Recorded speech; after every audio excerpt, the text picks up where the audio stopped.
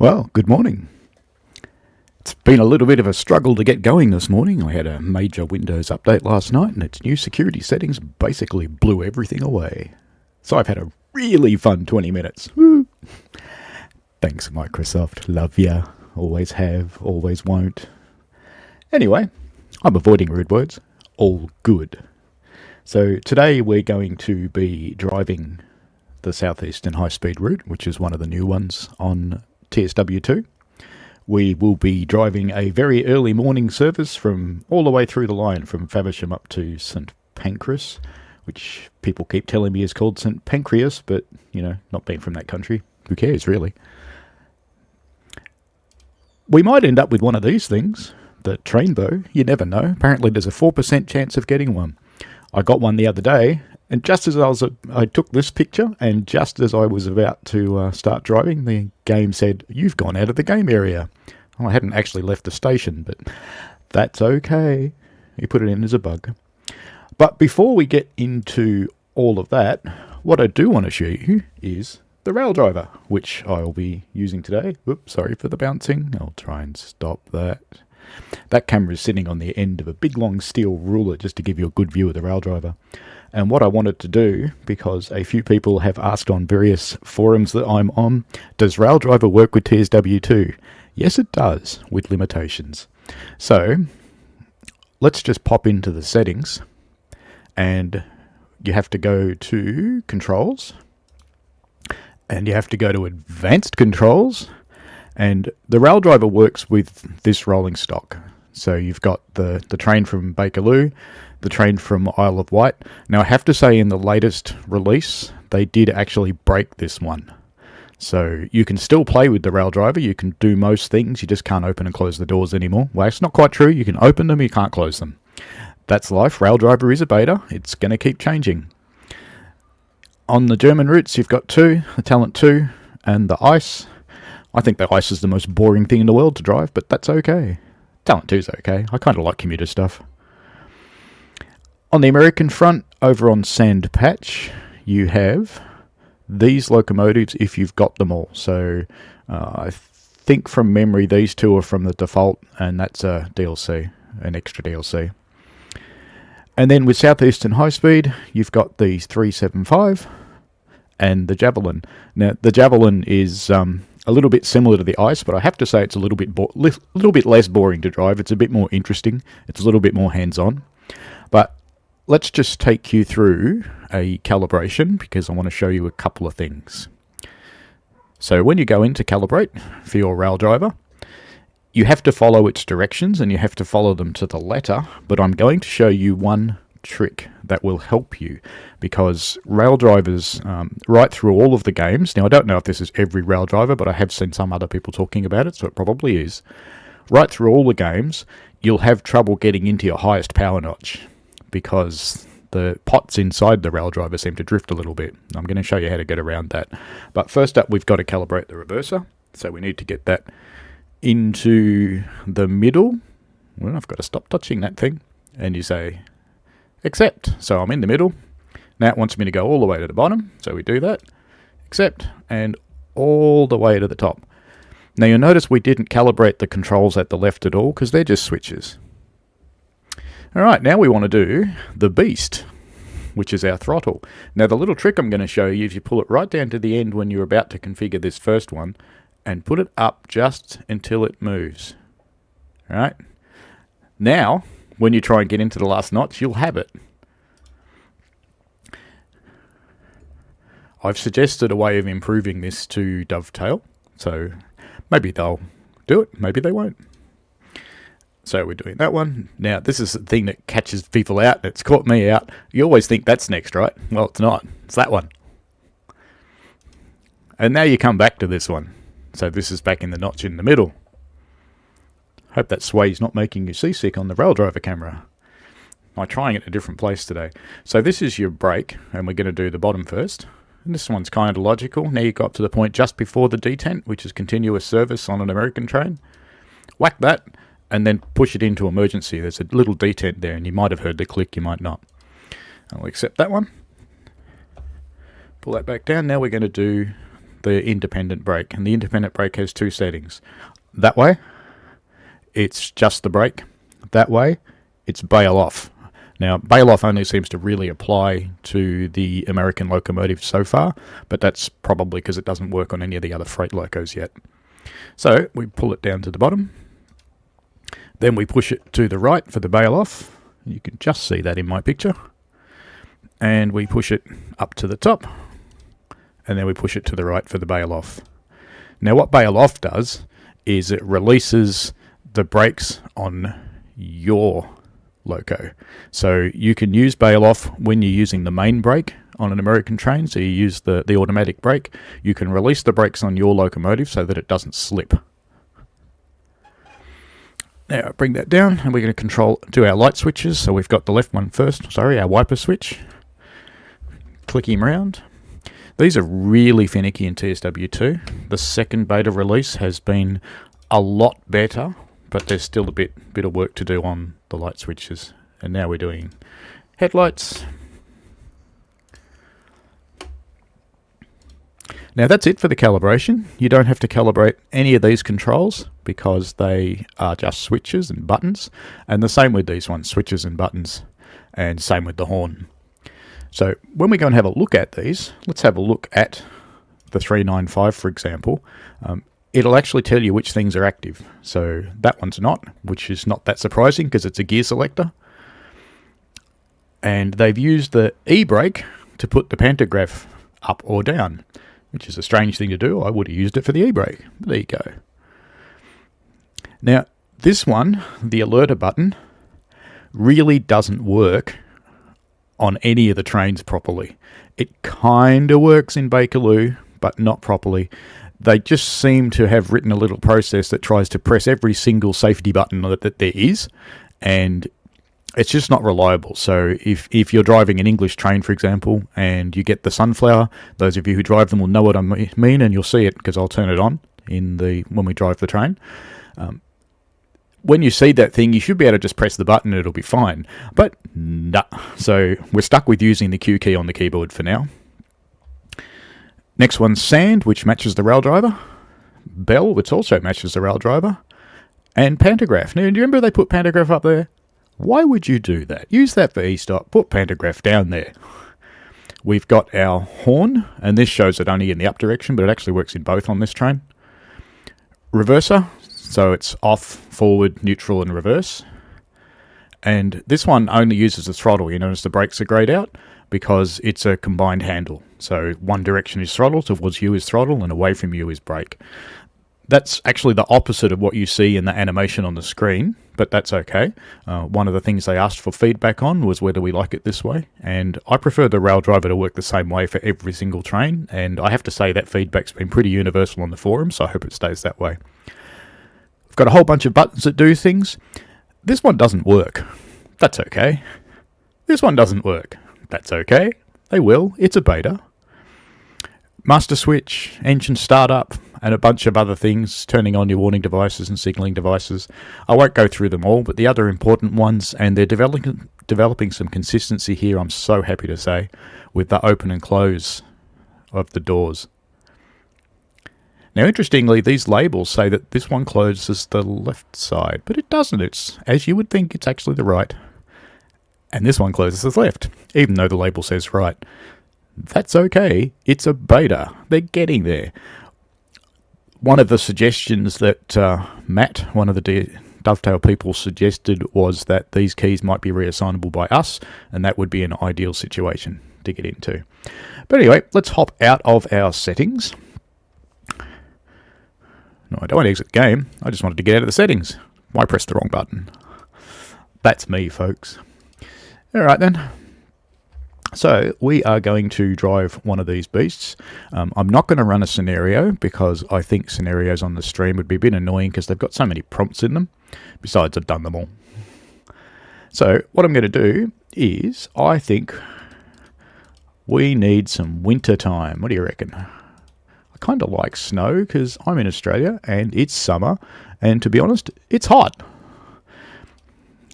Oh, blizzard. Yeah, blizzard feels good. Let's have some more wetness. How about some more wetness? Okay, good. Now, we're going to drive this beastie, and we are going to drive the very first service in the morning from the end of the line. Now, I want to show you a couple of things while we do this.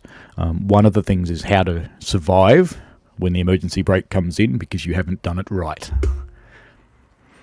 Okay, so driving a 395, 271 tonnes, which is not very heavy, to be honest. It's not a massive train. It's only 6 cars. And it's 130 yards long. And if you're a metres person, like me, to be honest, it's near enough. Just say it's 130 metres. It's not quite. It's slightly less. So we are going to do this.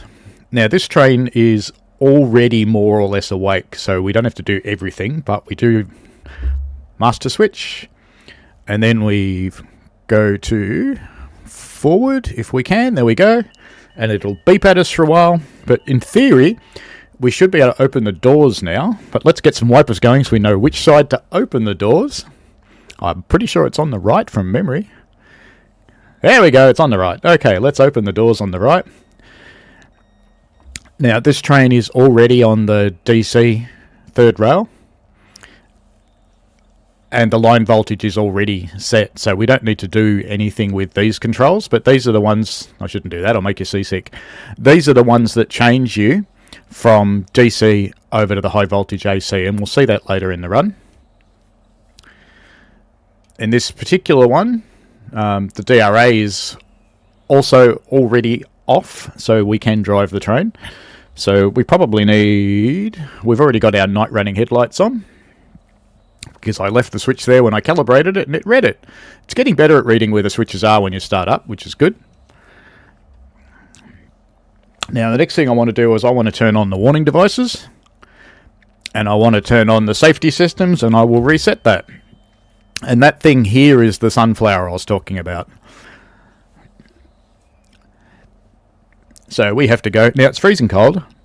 Being a nice train driver, I'll shut the doors even though we're going to sit here for another 20 seconds, because you don't want people to freeze. Now, do you hear all that clicking going on in the background? What the process seems to do with the Raildriver is press the button and it checks if the doors are shut. They're not, so it presses it again, and it keeps doing that until they're actually shut. It's one way to do it. It still thinks we're on the highest braking, which we're not. We're allowed to go now, so... Bit of horn. It's only 5 in the morning. It's alright, isn't it? And I'm just trying to hold the handles in such a way that you can see what I'm doing without me blocking everything. Now, while we're getting underway, you can see all the little labels in the things there. And I've had some that I made previously for Run 8. I'll paste a link to a Word document that I've got online, which lets you do this. So I'm sure we've all started off with something like this, where we've written down what the keys are, but that's kind of boring, right? So I made this Word file, and basically it's a fixed width, fixed height, fixed column width table, and you just type the text in there into whatever the buttons are. And then it's all good. You print them out and cut them and pop them in. So this whole front piece here actually pops off. I won't do it now because... Oh yeah, I'm speeding. I'm surprised it hasn't yelled at me yet. Since I've got the safety systems turned on, I would have expected it to yell at me. Oh look, stop speeding just in time to speed up. Okay. So if you haven't driven Train Sim World 2 before... I am driving with the HUD turned on. You can turn it off, and we have a button for that. So we can get rid of the HUD if you want a more authentic experience, more immersive experience. But the challenge with that is if you don't know the route very well, and I admit I don't, I've only played this route a few times, it's kind of hard to know where these speed signs are coming from, because they apply from the moment you get there. And imagine if you just saw that and you didn't know. So that bong was the AWS telling me that we're approaching a green signal. You can see the magnets there next to the signal. So I'm going to run with the HUD on. Be careful how you say that, I guess. I'm not that excited about train simulators. So this line starts off on the low voltage section. As you can tell, this train accelerates monumentally slowly. Even though it's going up a grade and it's in the snow, I'd still expect better. Got a whistle board.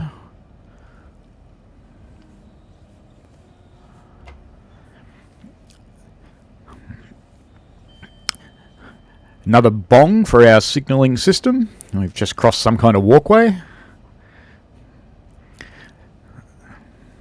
So the railway here is a mixture of old world and modern world. We're going through the old world right now. Interestingly, this looks like another crossing, but there's no whistle board for it. Oh, I didn't see one anyway. Now, I'm not running the wipers at full speed because they get annoying. I'll show you. They've really increased the sound in this game. I'll leave them running that way for a while, I guess. But they've really increased the cab sounds in the latest update to Southeastern High Speed. And I think they've done a great job because this cab was literally silent. You could hear a fan running. Oh, speaking of fans, oops. That's the Vigilance. We should probably, actually, what do you reckon? Have some heat, because it's pretty cold, eh? There we go. Now we got some heat. That'll make you feel better, won't it? Now, when the next Vigilance comes up, I'm going to let it put me into an emergency stop. Because I want to show you how to get out of it, because it's not obvious, I have to say, what you have to do.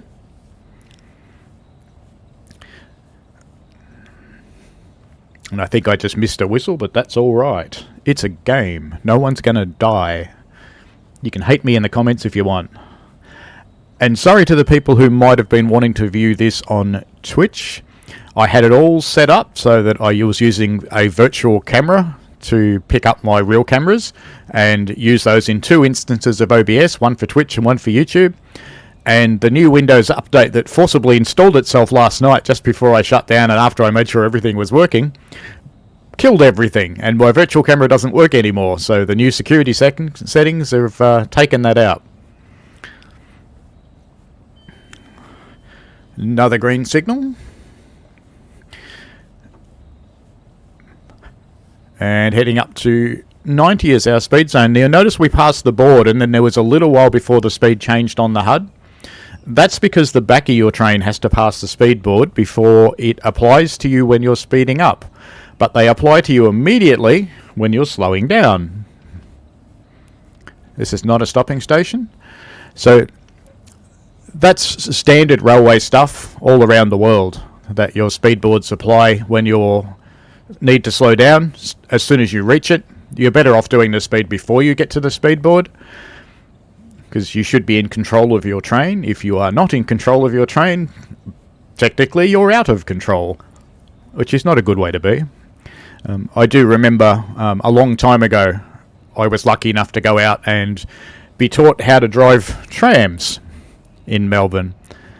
And that was one of the things the instructor would always be commenting as you approach an intersection, is take control of your vehicle. Because no matter what you were doing, no matter how well you thought you were doing, if you weren't slowing down for that intersection, he would say that you didn't have control. And it was something that he was right, because if you were already braking, you had a much better chance of stopping if a car driver did something stupid. Not to mention at most intersections you're probably picking people up anyway. Not that I ever did, I was only training. So we've got a speed board. So you can see the HUD went yellow there because I hadn't slowed down yet. So I don't know why that one was there, because we're going to go back up to 90.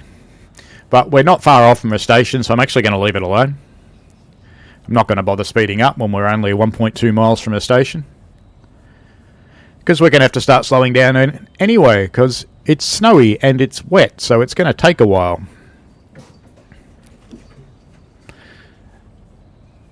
So you can probably see it slowing down naturally from a little bit of attrition. I'm going to give it some minimal braking now. It's probably a little bit early, but it's snowy, and the train's physics does change in the wet and in the snow. So I'm quite happy with the game for that.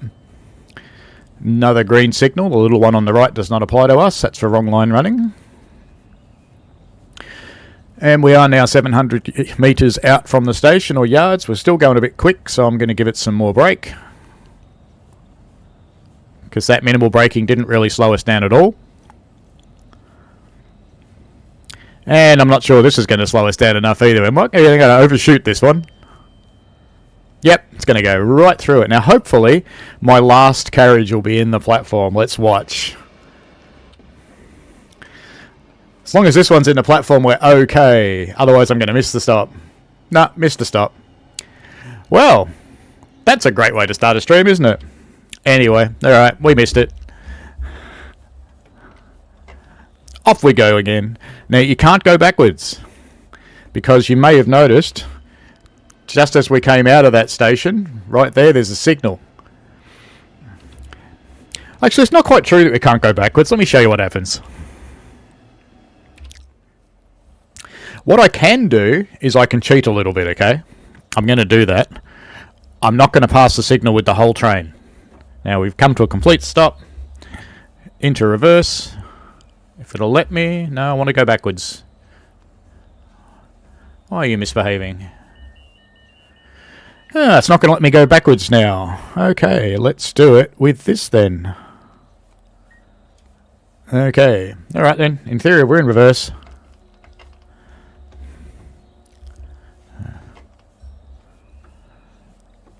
Is it going to let me do it? No, it doesn't look like it. You know what? I think that calibration was a bit off before.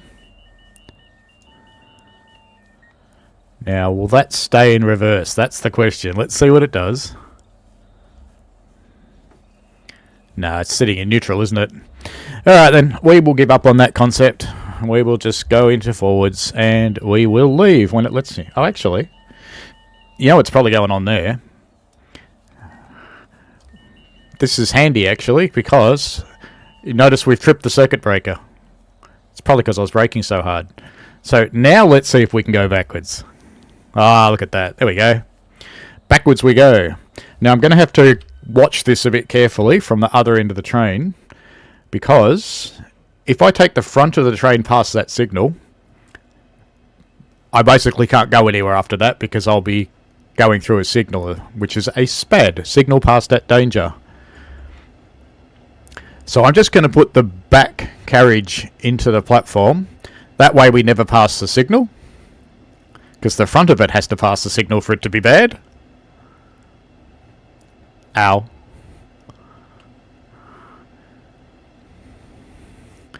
Alright, now we'll stop this here. And we'll just spin around and watch to make sure the front of the train doesn't go through the signal. Let's have a bit more brake. It's very slippy in the snow. This is much slippier than it was last night. And we will... I'll just spin around here. And then we can open our doors. And watch all of our passengers not get on and off, because it's 5 o'clock in the morning and it's cold and they're in bed.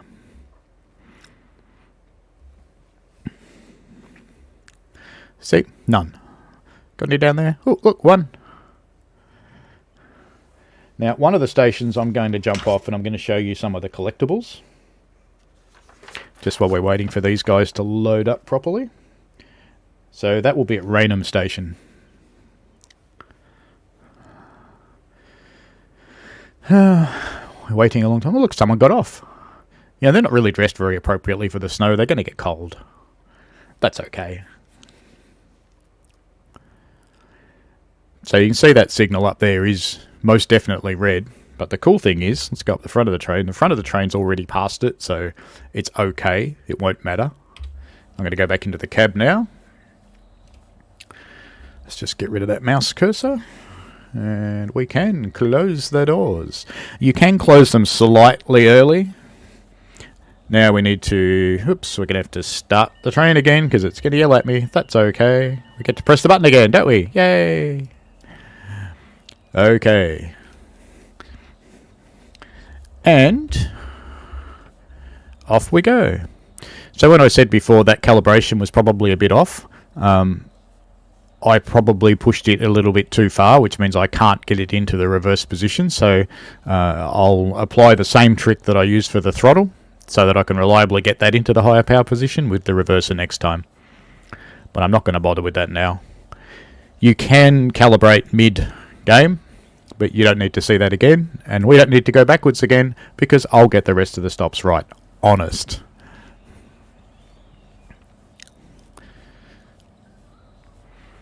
Coming into a 90 zone, which will apply when the end of our train passes that marker. And I have to say I don't like the way they do the signals on this line, because the signals are always on the left except when they're on the right, so that confuses you a little bit sometimes. This one's got a slanty bar on top of it, and you notice that black thing up there. If you were diverging, you would have a 20-mile-an-hour route and head off to the right there. And if you look at the route map, that doesn't actually go anywhere, really. Now, we're on our way to our next station, which is the one I'm going to get off at and show you where the collectibles are, because it's a station where I haven't done them yet.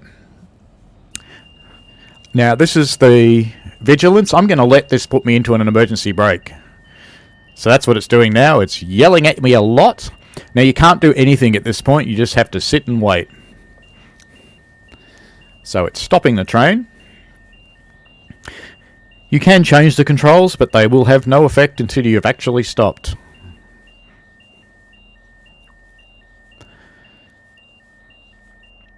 And there's your worst nightmare, stopping on a bridge.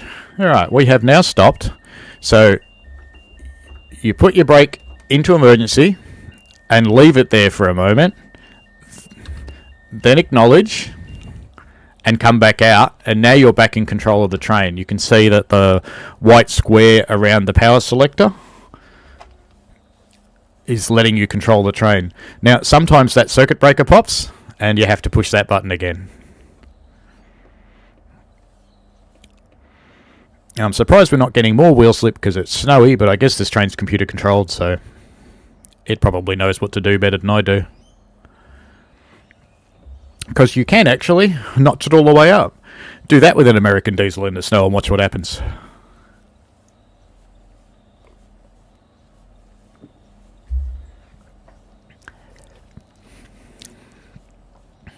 So we're heading off again. So it's pretty simple to get going again, but if you don't know what to do, you're sitting there with this train cab that's flashing lights at you and beeping at you and all sorts of things, and you really don't know what to do, so I thought I'd show you. Because even though I'd seen it done, I still had to remember it myself, and it's worth practicing it a few times, so when it does happen unintentionally, because it will, then at least you know what to do about it. So if we have a look around our cab here, we have got a lot of controls in here. Air conditioning over the left. We've got our headlight controls up there. We've got our door release and interlock buttons. A lot of these things don't actually do anything. Auxiliary doesn't do anything, for example. The AC and DC controls are there. Interestingly, you don't press the AC button when you want to go to AC. You press the control button. Go figure. So we're still okay for speed. Got to keep an eye on that. We've got this display is kind of active. Some of the things work, some of them don't. It does show you the open and closed doors, and it does show you your power, and some of the buttons on it work, but I'll let you figure those out. And you get your control things. Some of these buttons work, but they don't actually seem to do anything. KVB doesn't seem to be working on this line anyway. You just acknowledge the vigilance. Controls here for your wipers. They're all pretty exciting, aren't they? And coupling and uncoupling. I haven't actually done that on this train. We've got the sunflower we talked about. Speed display, and we are coming up to our speed, so I'm just going to throttle off because we are now 3 miles away from our station. Now, these two are a bit interesting. So the left one is your air gauge, showing your braking system, and it's in bar, which is kind of annoying for someone who's used to pounds. And the other one is the percent of brake. Now that one's probably more useful because the percent of brake is showing you the combination of your engine braking and your air braking. More uncouple buttons and a whistle. That's not available on the Raildriver. AWS reset, horn, more doors, and a bunch of things that don't do anything. So that yellow signal is on the other line, but we've got one coming up. So the HUD's let me know that we've got one. So I'm going to start slowing down, because even though lots of people, it's actually just gone green, so we don't need to slow down. Lots of people tell me that in the UK you don't have to slow down for a yellow signal, but I have to say I like to, because it probably means the next one's red, and then you've got to stop. So if you start slowing down before that, most railways, generally speaking, you slow down to half the speed that's valid for the line at that point, so that you've got time to stop. I think the official ruling on railways here is that you slow down to a speed that you can stop in case the next signal is red. So if your train stops really, really, really, really, really well, you probably don't have to slow down at all. But most trains, yeah, they stop kind of slow, especially in the snow. So you do want to slow down. Now we're approaching our station, but we're also approaching a 90-mile zone. Temptation to speed up, but I'm not going to.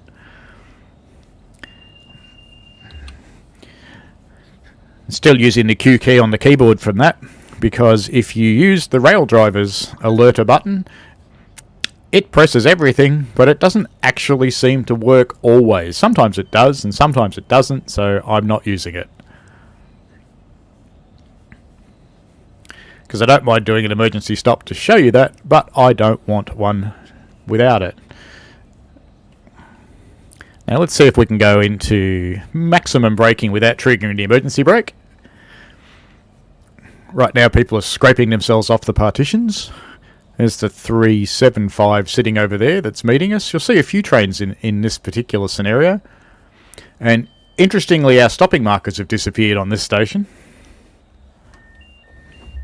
Oh, I don't want to go into e-brake.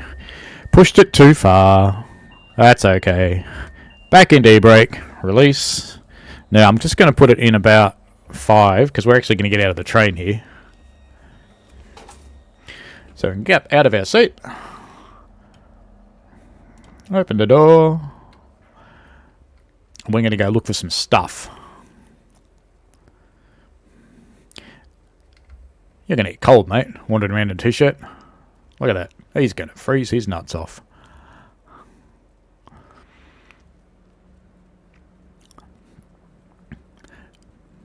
Mind you haven't seen what I'm wearing. She's cold too, eh?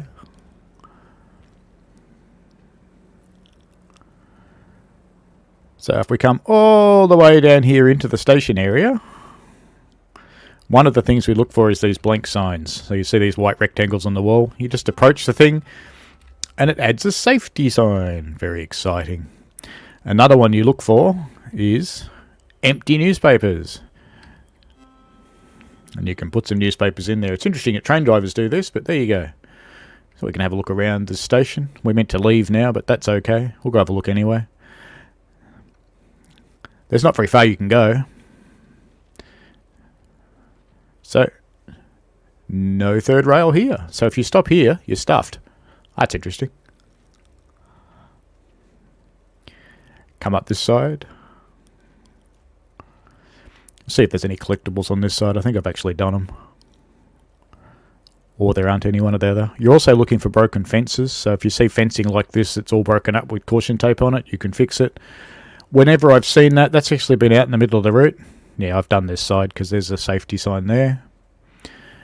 The other ones you look for are these route maps. So they'll turn up as a whiteboard and you can add the map to it. Now, interestingly, they've got the station names on the route map here, but if you look in the game's route map, which is 9, nah, that's okay. No, I don't want to give up control. I know I'm just wandering around aimlessly and I'm blowing your timetable to bits and you've got meets to do. But I want to show you something else cool. If you fall off the platform, you actually can get back up. Now, interestingly, you're crossing the third rail. Let's bridge the third rail. We'd be on fire right now. 700 volts DC. They've fixed that. See, you can climb up anywhere now. Much better. So we'll get back in here. Shut the door. Shut the passenger doors. Kill the cab light. And away we go. It's kind of awkward doing this in a way that you can see it, but the Raildriver doesn't slide around everywhere. Partly because it's sitting on the cable from my keyboard, which annoyingly the manufacturer has put straight out the back of the keyboard, not off to one side where every other manufacturer puts it, but that's okay.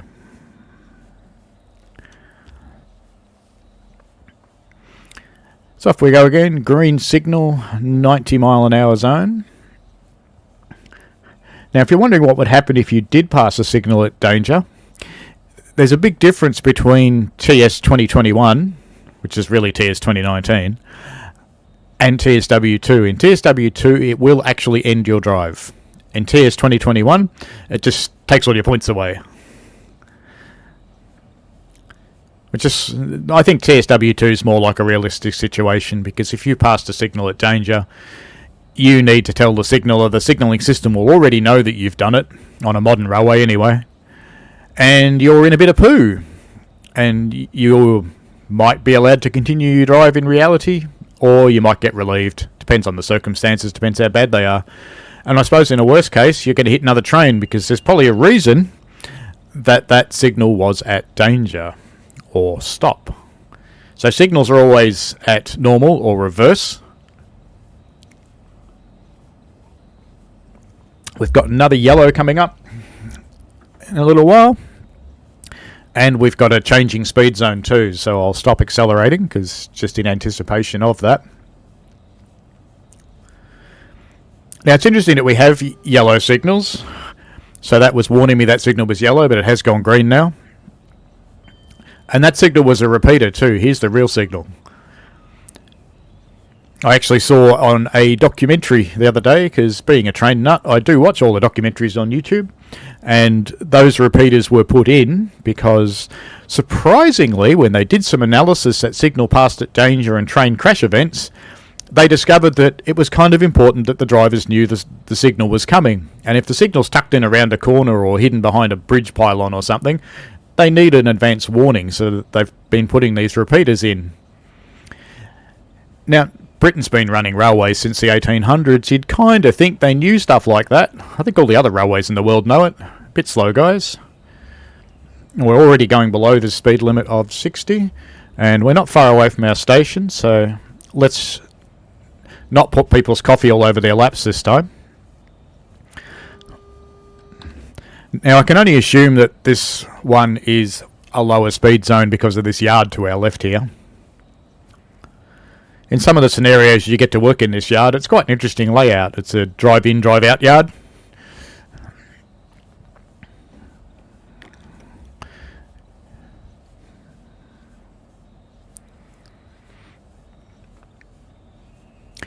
Oh, by the way, I'm running DirectX 12, which you'll notice makes it so much easier to read the signals. You can actually read the text on the signs, and I'm managing on my machine about 60 frames per second, which is pretty good. Here's one of the crossings that actually works.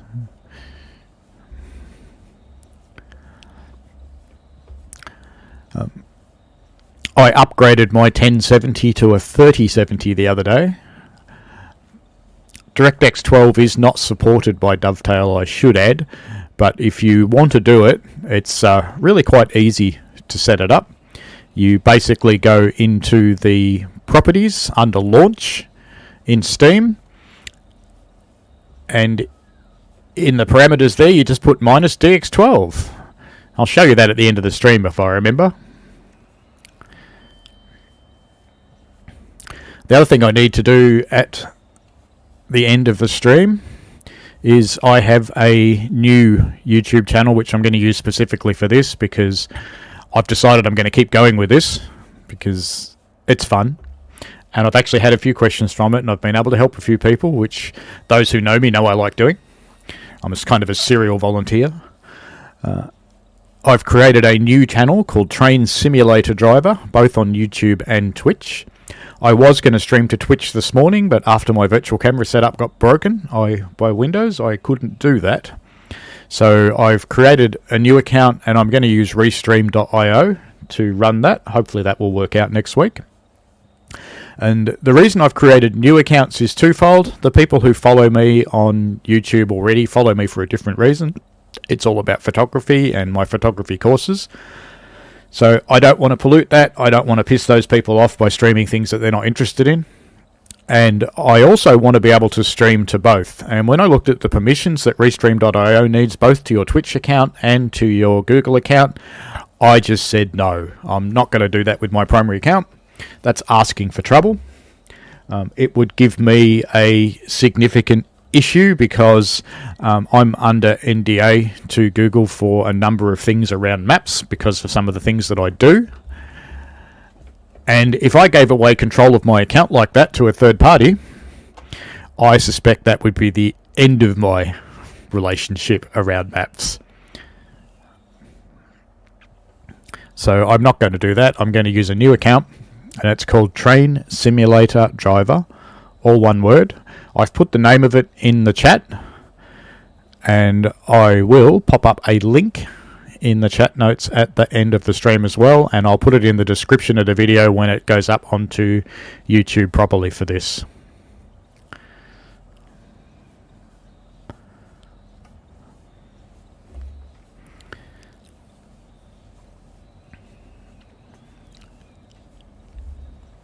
It's good to see there's still some people watching this. I can see in the stats there that that's happening, which is very much appreciated.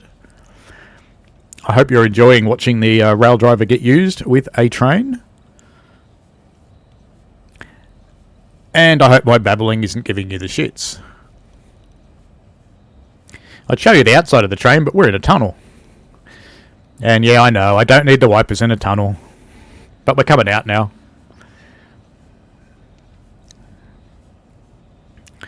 Meanwhile, I've torn off the rubber blades.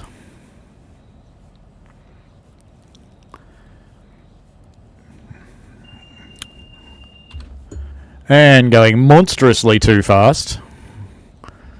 So let's slow down for the curve. And of course, vigilance goes off at the exact moment that I realise I'm going monstrously too fast.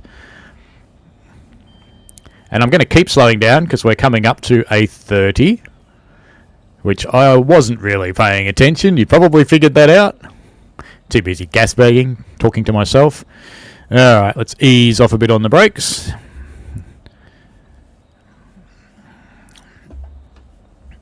There we go, that's better. People can peel themselves off the walls now. And we're staying in a 30 zone. We're also about to stop at a station. Generally, I like to drive a little bit under the limit. Remember I told you at other station our stop markers were missing? This one's got them. Maybe the painted on the ground imaginary stopping markers disappear under the snow or something. In fact, they sort of do. But you can still see them in this station. You couldn't in the last station. And now we're going to stop early. That's a bit crap. You can tell I haven't driven this one much. I'm not used to its brakes. Alright, let's open the doors.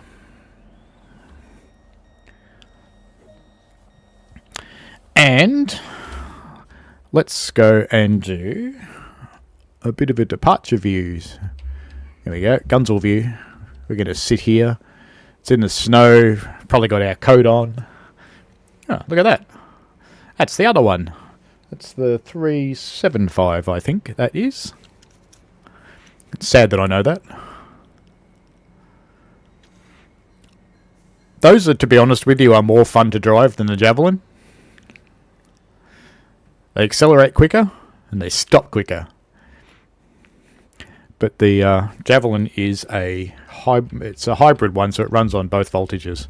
So the destination signs do work on these trains. You'll see it on both. So that one's going to Raynham. It's the next station down. And the other thing that works properly, I won't show you on this one, even though I can see one just up there, because I want to do our departure shot.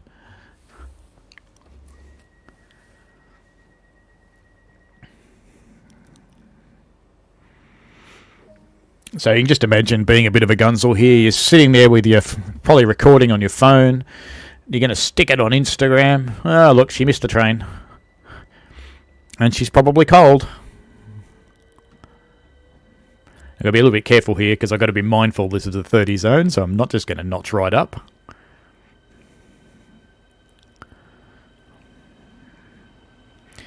Now, it's at this point when you're a gunsel and you're thinking, get out of my shot. And she did. Look at that. She went away. Back in a tunnel. You can't be out of the train when you're in a tunnel. It sucks you back in like a vortex. And that thing there is actually my mouse pointer, so I'll just get rid of that. It's not the end of the tunnel.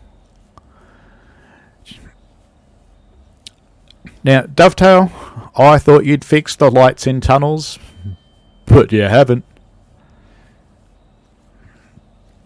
Oh, going a bit quick. What did I say about paying attention before? Well, I should.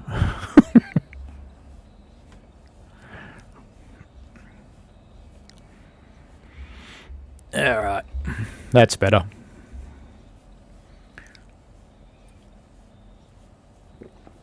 You notice that little 15 sign off to the left there. Had the points been set to the left, I would have had to been going to a lot slower.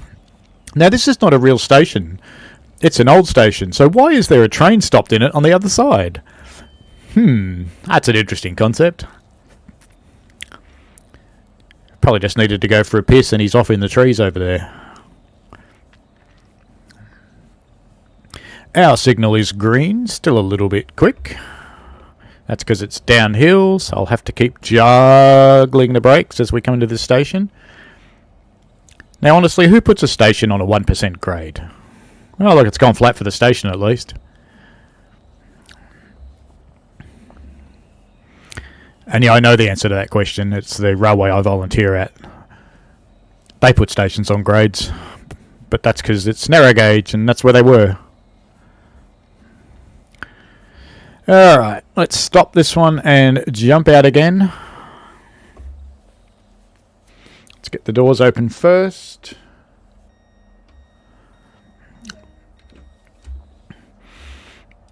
Overshot that one a little bit too, which is pretty sad. Because I'm going to have to go up here and hopefully it'll let me up. It will, good. Because I want to take you down here. Can you see these things? They work. So the next station's on time. We're expected at 8:35 now, so we're here. But we were meant to be here at 5:28. That's because I've been mucking around and overshooting and going backwards and all sorts of fun stuff and showing you around the stations. Have you met the invisible walls yet? Oh, this one you can go down. Wonder how far I'll get. Bet I can't go this way. Let's try to go this way. No, invisible wall. Why are there clouds in the tunnel? We're going to come up the other platform. And we're meant to leave now. Bad train driver. Oh well, let's take the shortcut to go back into our cab, which is Control 0. We will shut the doors. Bit of horny action. And get out of here. It's interesting how it slides when you're braking, but it doesn't have wheel slip when you power out of the station. But again, we are still in a 30 mile an hour zone, so we have to go slowly.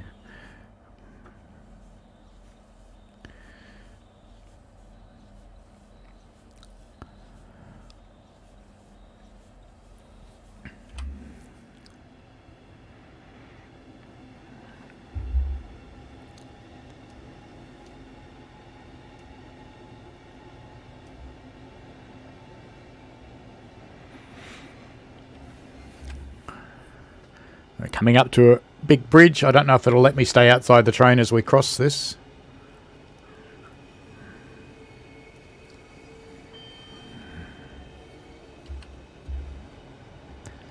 Not completely. We're diverging tracks here, so we have to slow down to 20 mile an hour to go across that set of points. So just quickly do that. So see those white lights are on there? That was telling me that I was heading over onto another track, which we indeed are. And if you look at our map, you'll discover that track goes nowhere. So I can show you that. See, it's a track to nowhere.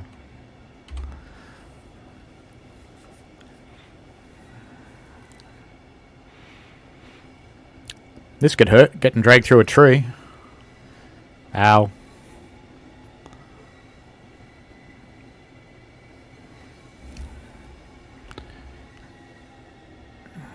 I think we're supposed to be doing 15 through there, but that's okay.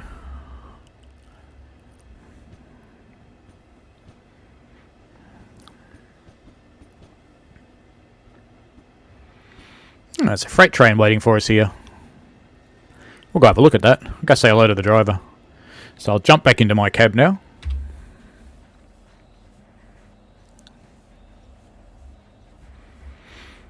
Bit of brake. We're not going very fast, so it shouldn't take much to stop us.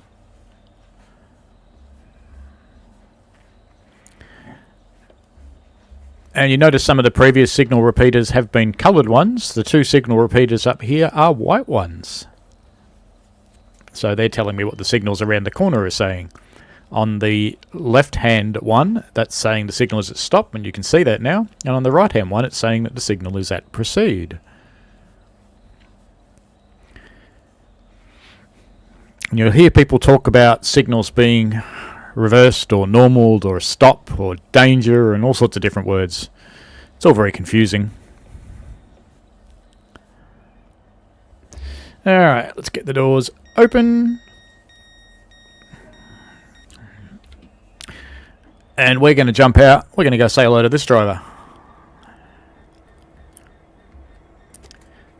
Isn't he going to get a surprise?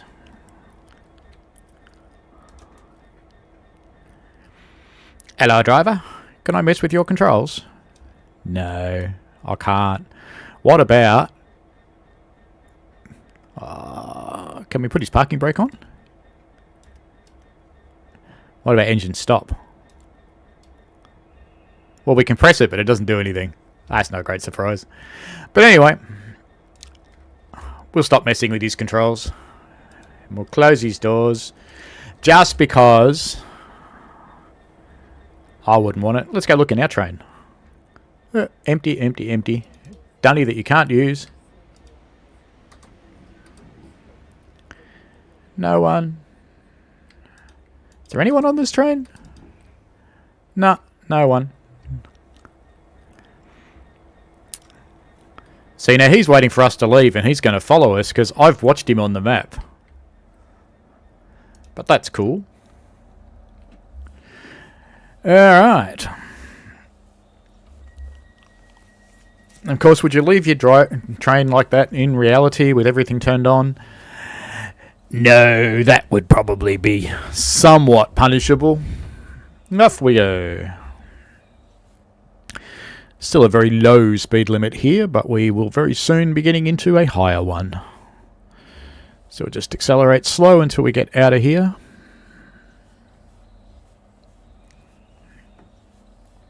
Come back down to our first power notch. We are going down quite a steep gradient at this point in time. You can see over there it's 0.8%, which is almost 1%. There are steeper on this railway. There are some 2% ones. Yay, another tunnel with clouds in it, which seem to be blowing through the walls. Woohoo! Now we'll just go on our slow cruise through here until our speed zone changes, because we're on the flat again. Now the back of our train's still going down the hill, so I would have thought it should be accelerating, but it's not. And that's okay. The physics isn't perfect. It's not bad, but not perfect.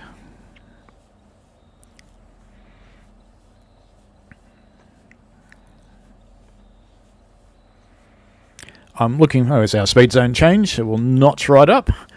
I'm looking forward to a lot of the other rolling stock getting access to Raildriver.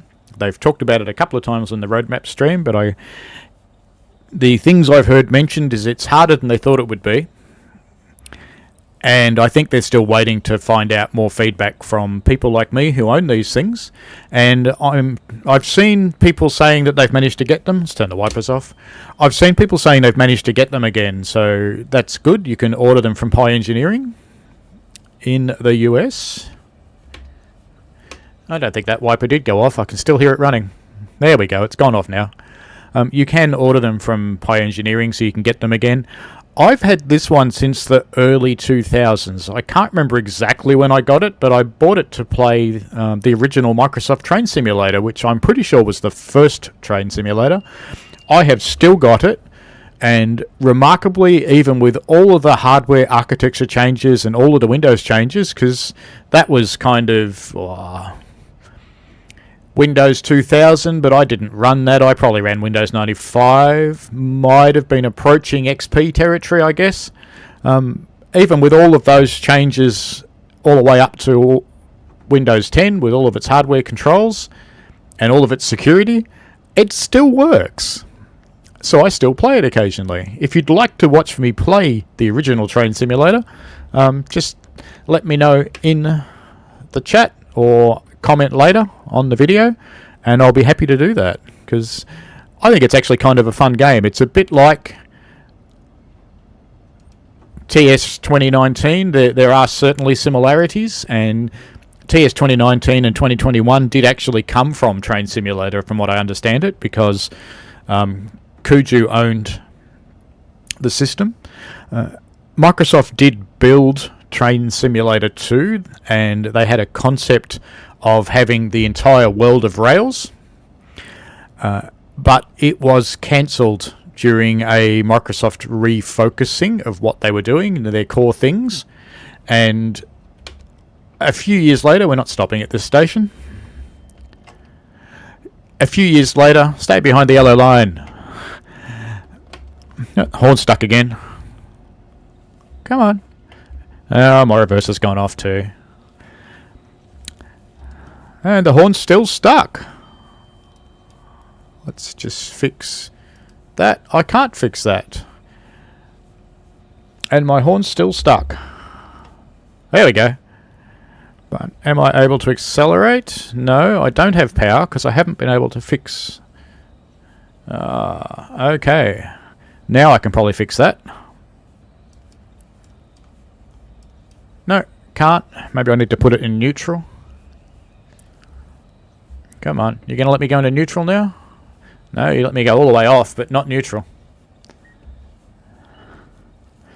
Alright, let's do this the hard way then. Let's put the light on, and we'll go into neutral. Probably doesn't want me to change the setting while I'm driving. Alright, we'll try and stop and then do it. Now weirdly, these are electric brakes, but they still work even though there's no power. Woohoo!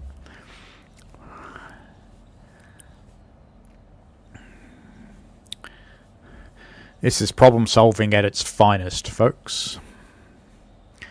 So we're just going to stop in the middle of the line. And hopefully we can get this going again. Or this is going to be a short stream, isn't it?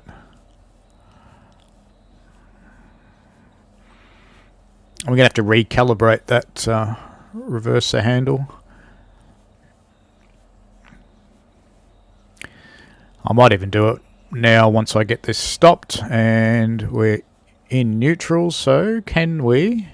Yes, we can fix that now we're stopped, but let's just go into the settings, because I think I can actually I'll have to calibrate the whole thing, won't I? Let's not do that. You don't need to see that again, do you? Alright then, I'm just going to use the switch. I'm not going to use the Raildriver.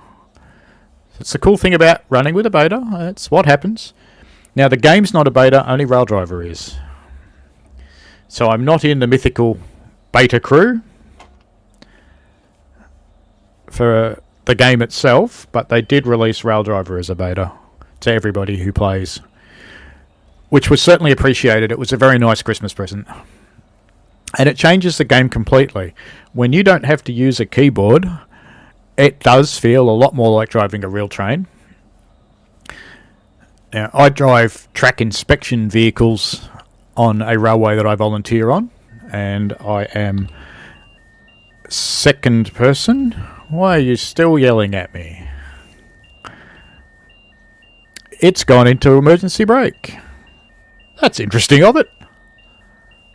I don't know what I did wrong then. Okay. Into e-brake and out, reset. Into e-brake and reset. Come on. Oh, this is interesting. Let's just press everything.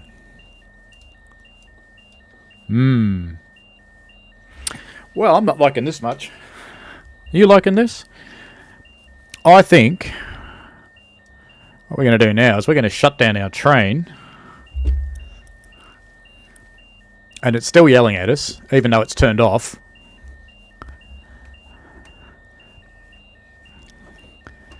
Alright, now let's start the train up again. Ah, look at that. Alright.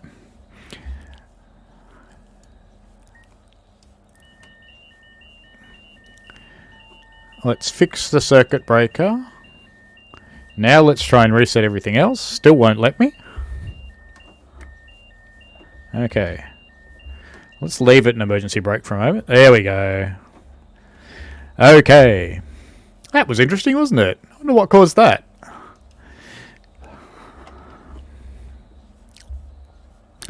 I have a faint suspicion, because I haven't really seen this happen to players that play with a keyboard, that there's probably conflicting things happening between the Raildriver and the keyboard sometimes. And I think it's something to do with the way it's encoded on this particular train and the ICE, so they might have some control systems in common. It doesn't seem to do it on the other trains, which is good because it would give you the shits. But it does seem to be recoverable, and it adds an element of new to your trip. And it's now made us another 5 minutes late. It's just like a real railway. We're late. That's okay. These lights are a bit crappy. Now, whenever Dovetail talk about lights on the forums, they always say that, lights on English trains are to just show other people what you're driving around, not for you can see where you're going. And certainly on the older rolling stock, that probably was actually true. But on the modern stuff, if you see videos of it at night, their lights are quite piercing and light up the environment really well. So in this release of this line, the lights got a little bit better. It would be awesome if they got even more better. And I don't know if you've ever seen the lights on an American train. They're very similar to what we run in Australia. They basically are a small portable sun driven by a gigantic diesel generator. And those really should be reflected properly in the game, and they're a bit dim too. So there's some stuff to work on. But the game is improving all of the time, so if you hear me talking about bad bits, and sometimes it just lights up randomly like that. But if you hear me talking about bad stuff, don't by any means think the game is bad. It's not. It's a great game to play. It's really fun. Particularly if you're into trains, and if you're not into trains, you may find that you start to become interested. I think it's probably a tough one to get going in, because if you've got some train knowledge and you'll understand how braking systems work, you'll understand how to actually drive, you'll be okay. There are tutorials in the game. They teach you the basics, so they're okay. Dovetail's employees, a lot of them stream, and Matt Paddleston in particular puts out a lot of tutorial videos, which are excellent. If you want to learn the advanced signalling systems from Germany, for example, that's about the only way to do it. But there are, of course, as always is the case, lots of other videos around the place from the real thing. So it's always worth watching the real thing.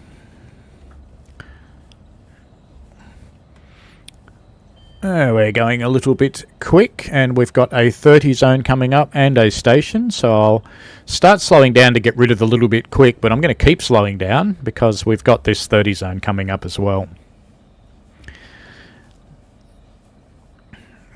So driving this train out here in the boonies is a bit of a dog because it doesn't really like the old 700 volt UK system. It's a strange voltage. Everyone else uses much higher voltage DC than that. 700's, to my mind, quite unusual. But that's okay, that's what they've got. And changing it would be complex and expensive. In Australia, we run with 1500 overhead. Later on in this line, we switch to 25,000 volt AC, which is just like the power in your house, but much more likely to kill you.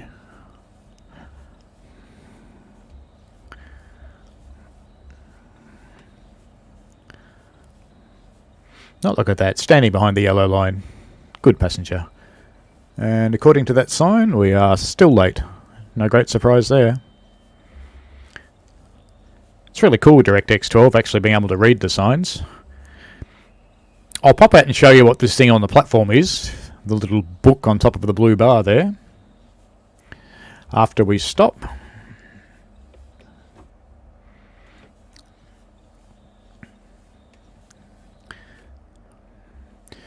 Alright, so we will stop there. And I'll just jump up and show you that thing on the platform. It won't activate unless I actually choose to. But this is where you go to change scenarios if you want to. So if you're getting a bit bored of this drive and you want to do a scenario, you'll find these things all around the routes. They're sometimes on the side of the line, they're sometimes in the train. These people really can't see out those windows, can they? Let's go inside. What can you see? Huh, about the same. Got any people? Nah. Not that surprising. It's 5 AM service. Hey, this carriage. You can also go through the inside doors. You can actually walk through the whole train if you want to. And sometimes in the scenarios you have to. If you don't have a rail drive, remember I turned on AWS and I turned on DSD and I turned on the vigilance just with a couple of buttons. Well, this is where you do it if you don't have a rail driver.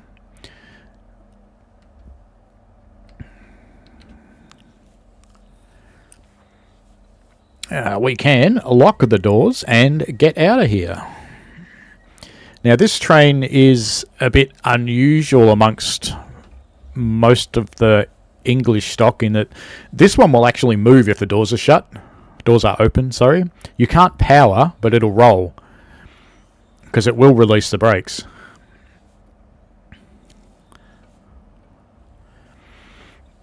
Actually, let's see if they fix something in the beta, because in theory, these doors are interlocked. No, you can open it and drive. How about that one? Yep. That gets a bit more noise, doesn't it? Yeah, we'll shut them. I kind of like the noise, because otherwise this game's very quiet. But I could see how it could get annoying, and you won't be able to hear me because I haven't catered for that level of noise from the train. I'm trying to keep mine above the level of noise, being mindful that I am kind of a quiet speaker, so I'm very close to this microphone and I have it cranked. So hopefully you're hearing it okay. It looks okay on the VU meters.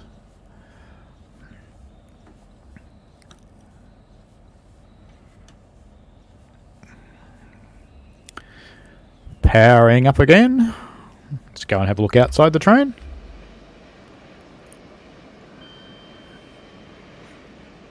Let's follow along for a little while. We might want to go over there maybe. Keep our heads out of these trees.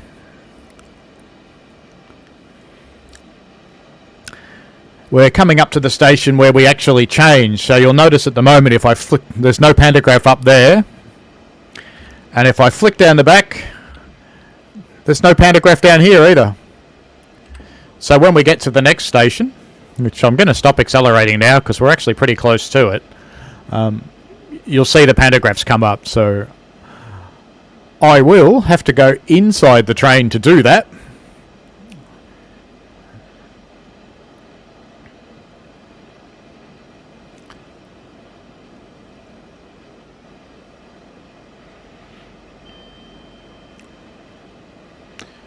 Ow. Oop, diverging signal, so we are going to have to slow down. But I think it's a fairly high speed divergence. Yeah, it's 60, so that's fine. That does seem a bit quick for a divergence, but that's okay. And you know where that track goes? Nowhere.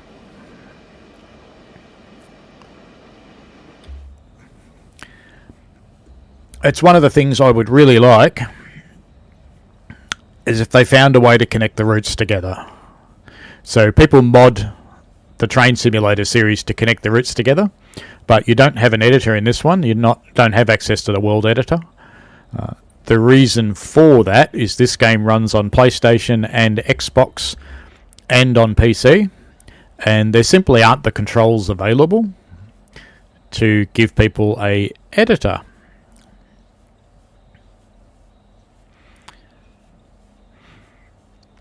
It's interesting that when I first started in computing, many years ago, we talked about cross-platforming and all went, nah, that'll never happen.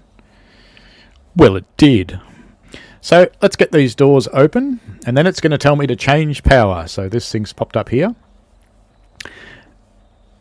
So let us do that now. So we're on DC, and we need to go over to the AC. Excuse me, I've got the hiccups from that last mouthful of tea.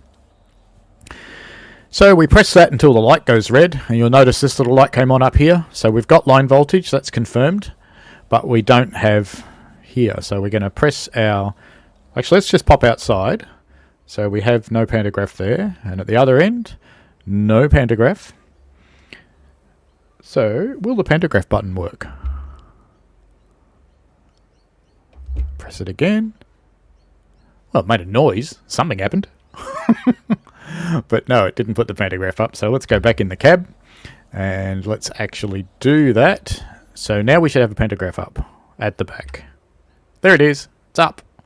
Okay, back in the cab. Press it again. So we've got line voltage. Actually, we don't have to press it again because that is off now. So that's fine. We have changed voltages. Now let me tell you, if you don't change voltage, you don't get much further. Your train will accelerate out of here and then you'll stop. So our doors are now shut.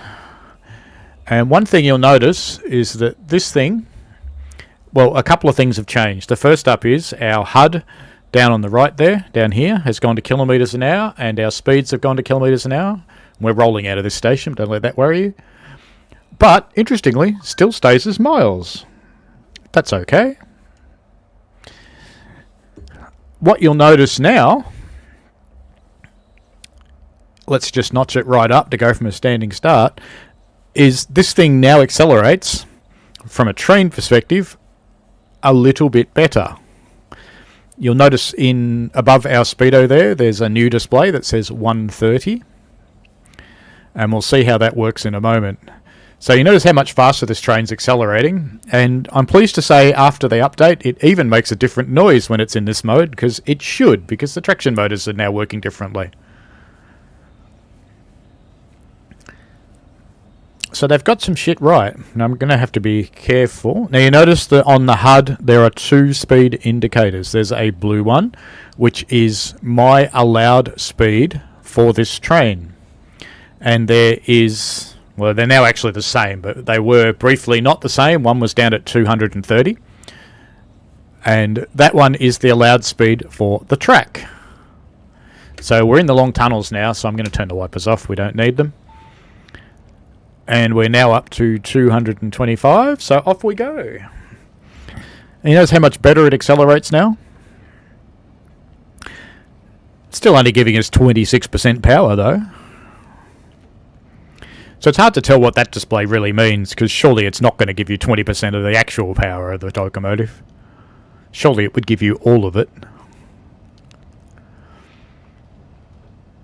But this does also mean that we've only got a couple of stations left to our run at Stratford and St Pancras. So we're cruising along. We're going up a 2.5% grade. So we're not accelerating anymore, we're starting to slow down a little bit. Because 2.5% is pretty steep. Most railways try to stay at around 1 to 1.5. 3 is about the steepest you will find on a normal adhesion railway. 3 to 3.3 is probably the steepest. I think it'd be helpful to see. Come on, wipers. Hey. Maybe we want them on properly. But this one at 2.5 is massive. Anything above 3, you start to get into the territory of rack and pinion railways and cable railways and funiculars and all those sorts of things. Because steel wheels on steel track work really, really, really well until the gradient gets too steep, and then you get nothing. And they just slide.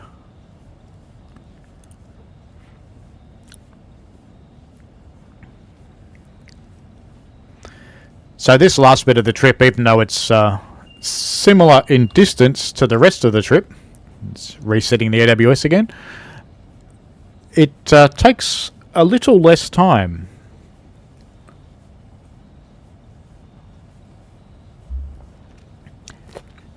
And the gradients change a lot at this end of the line, so you've got to keep a bit of an eye on that.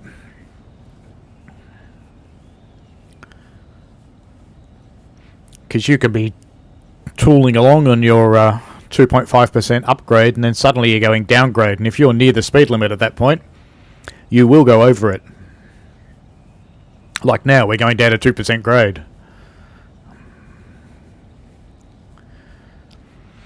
Next to the speed display there, the red one, you see a little arrow pointing upwards. That's showing you that you are accelerating. Neutral will be a line, and if you're decelerating, you get a arrow going the other way. You can also see that in the bubble on the HUD.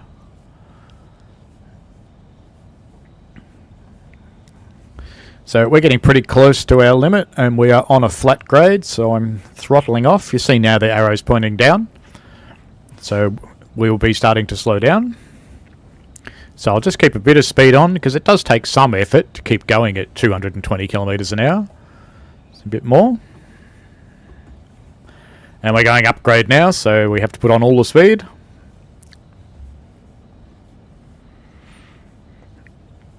So you do have to keep a bit of an eye on it here.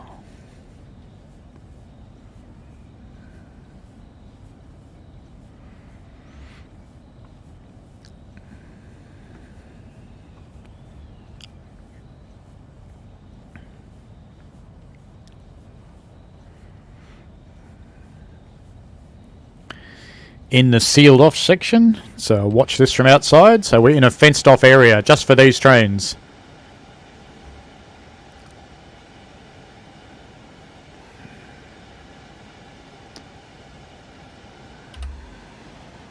Pretty quick.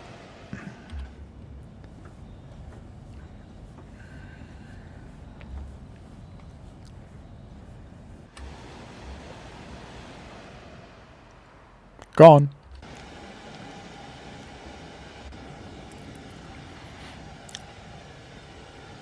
Going into a tunnel and sucked back into the cab. And we're going down steep gradient again, 2.2%. Have to give it a little bit of brake in here, or we're going to go over speed. I'll get it back down to about 220 before I... that's a bit sensitive on the handle there. I'll release now.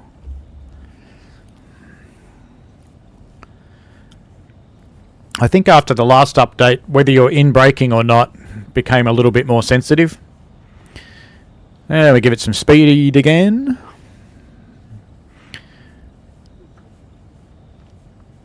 We've maintained 10 minutes late after our deliberate emergency stop and our not so deliberate emergency stop.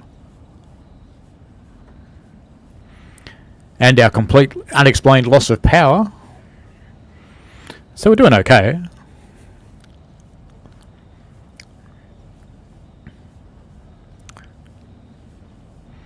The lighting improved in the tunnels a little bit during the update.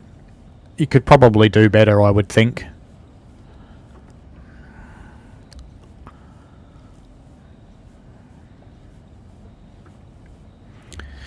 That's what we want to see, that little horizontal line, which means we're just going to maintain speed. So we're putting on enough power to maintain our speed.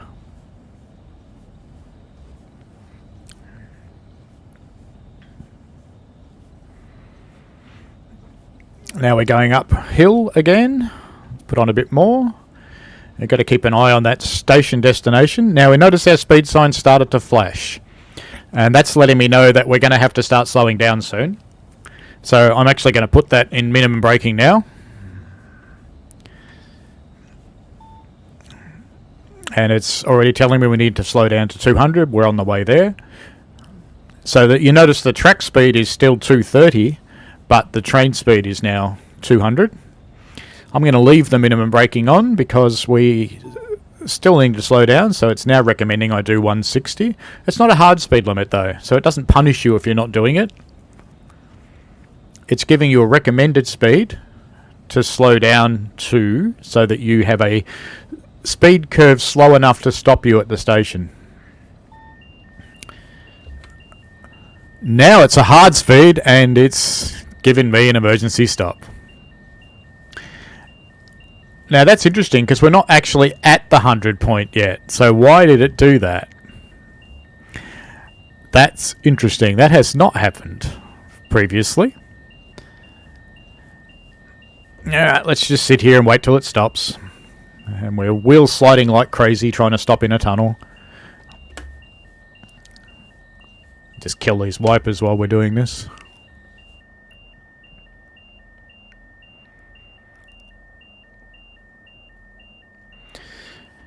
Alright, so reset, into emergency, out again, and off we go again. Now I've not had that happen before when we're doing the recommended speeds. It's a little bit weird.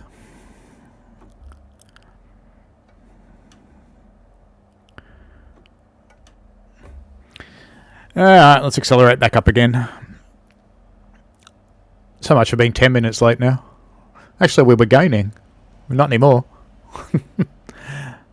We're almost going to pop out of this tunnel in a moment, so we're not very far away from the next station, so I'm not going to accelerate too hard.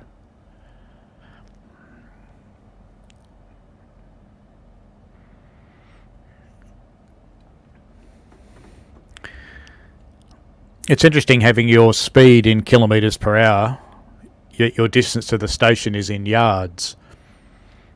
Some consistency would be handy, surely? Surely? A little bit?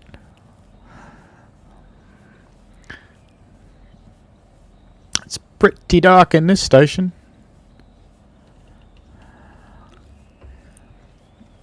We're almost in it.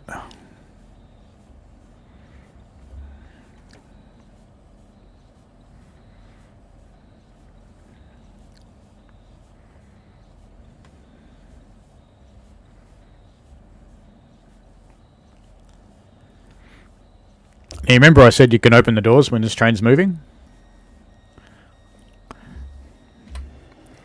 There they go. That's naughty. Surely you shouldn't be able to do that.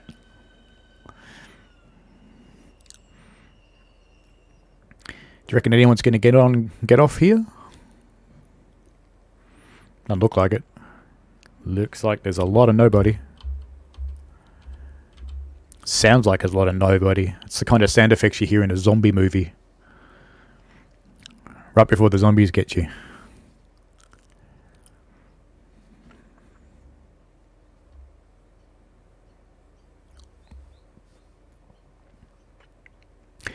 You do seem to see a lot more detail when you're running DirectX 12. So even though it's not supported, if it doesn't make your machine crash, I'd go for it. If you use the livery designer, I notice my reverser keeps changing. That's probably what's causing those e-brakes. If you use the livery designer, or you use a piece of stock that's had the livery designer, it will crash with DirectX 12. And I do mean crash, it exits, it's gone. Alright, let's close these doors. And let's see if we can do this without going back in the cab. So this is the cool thing about having a Raildriver, is you can drive from outside the train. Because you don't have to watch the gauges and stuff. And you don't have to look at where the handles are, because you've got real ones.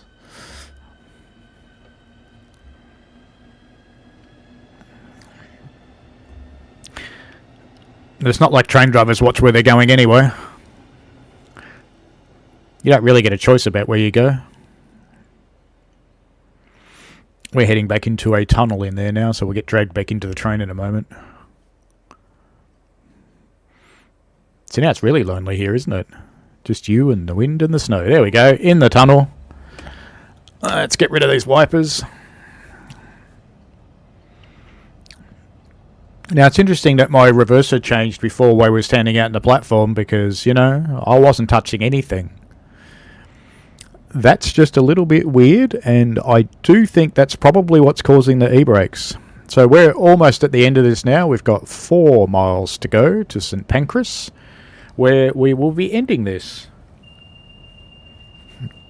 Uh-oh. And at the end of this stream, I will talk a little bit more about my new channels. So this is the last time I'll be streaming to this YouTube account, because I want to keep this one for my photography and for my local guides activities. So it's telling me to slow down from 225. We're nowhere near 225 yet, so I'm ignoring it. I'm going to stop accelerating when we get near 200.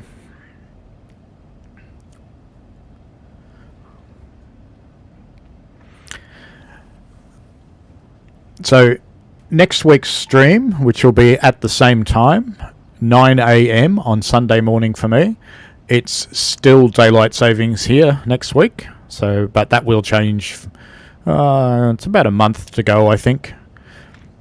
So it'll be on the same time for the people who've jumped on and been watching today. Thank you very much for watching.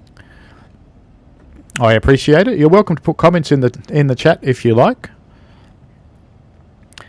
I will try and answer them without crashing the train. So I'm going up a gradient now, 1%. The train's wanting me to slow down to 160, so back on. I'm not actually going to put any brakes on though, because we're on this gradient, so we're kind of slowing down anyway.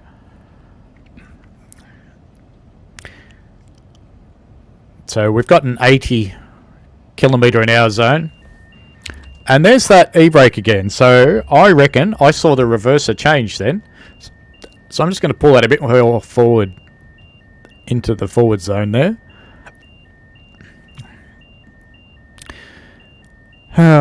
Well, we were almost there. Look at that, mile to go. But the other thing I wanted to point out on the top right there, where we've got 80 kilometres an hour and 92 yards to get there. What the? Which measuring system do you want, train? I reckon you could make a really cool doof beat to this.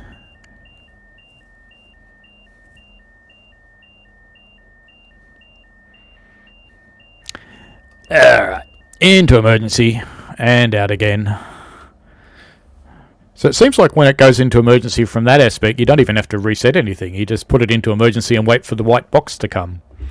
Alright, let us accelerate to 80 kilometres an hour. And you'll notice again the blue marker showing the required speed for the train, and it's not flashing anymore, so it is a required enforceable speed. When it's flashing, it's not. And the track speed's at 200. And the reason for that is there are different services on these lines. So the Euro train also comes on this line, so it'll be doing the track speed.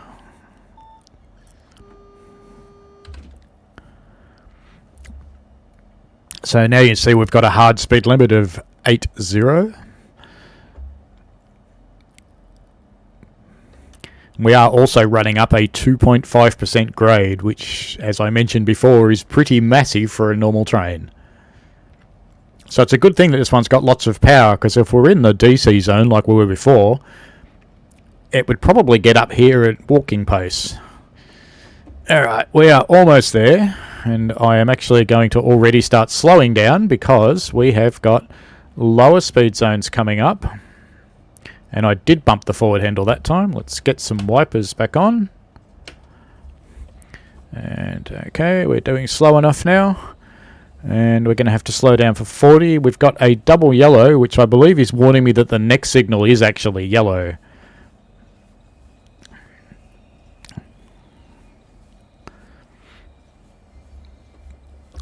So we're down below 40 now, so let's just stay here.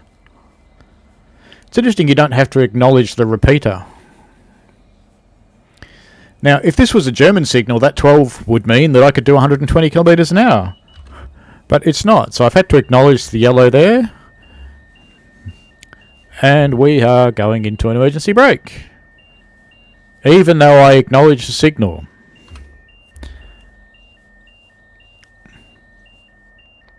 I definitely hit that button then.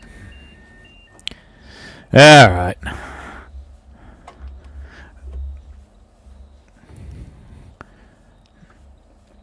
Let's get moving again. I'm going to watch this back later because I reckon I did acknowledge that, and I think I will be cutting some parts of this video out and submitting some bug tickets with Dovetail just to see if they know about these issues. So you wouldn't really think this station was in the middle of a big city, would you? It looks like a pretty plain old station until you get down the end here and the lights come on. And I know we're the first service, but wouldn't there be one leaving about the time that we got here? So it's certainly not busy. There's people waiting for one.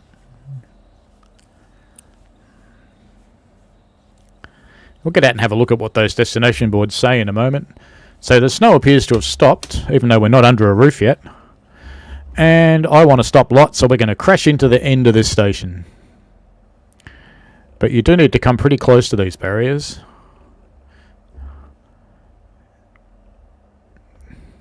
That'll do. That should let me do it. No.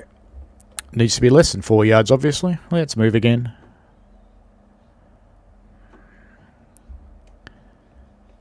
Okay, let's try that. That'll do. Okay, let's open the doors. Now, let's just jump out of this train. And let's go and see when the next one's due, huh? So what's this service? Shopping shuttle?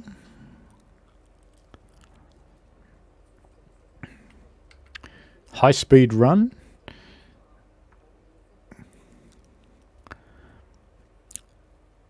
So there apparently is a train here not too far away.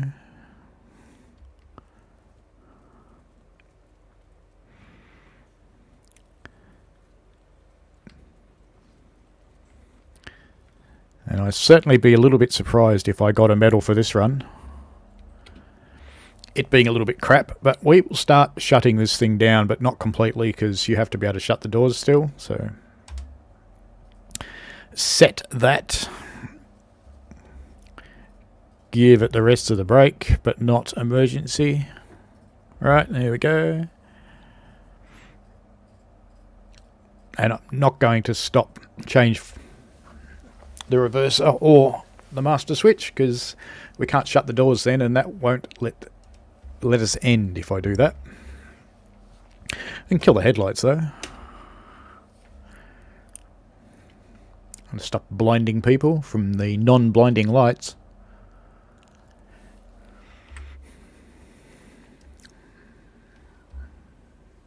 Sounds like another train. Oh, there it is. Look at that. Let's sit here. Oops. Why is that happening? Alright, let's sit there and watch. Oh, what's going on? Why do you keep putting me back on this poor bloke's back?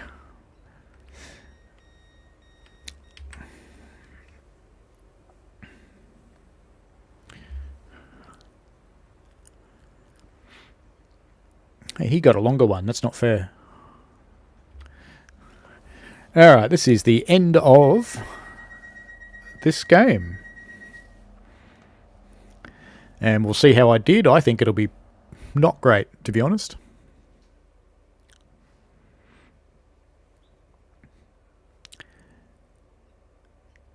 It's going. It's not too awful, I suppose. It's not my best, though. Definitely not. All those e-brakes. I think I will recalibrate the Raildriver, so just in case you are watching this later and you haven't seen it before, I'm going to do that now because I think the calibration of that reverser is just a little bit poor. So we're going into advanced controls and we are going to recalibrate the beastie. So that's at the bottom. Accept that. We'll go into the middle. I'm actually going to put it into where the end mark is this time, not just where they think. And into reverse all the way. Bring that back to the neutral position. Now we're doing the throttle. So bring that down and just a tiny bit back up. Alright, there we go. Accept that. And bring it back to the first non-power setting. Take it to the other end of the notch. No, I got that wrong.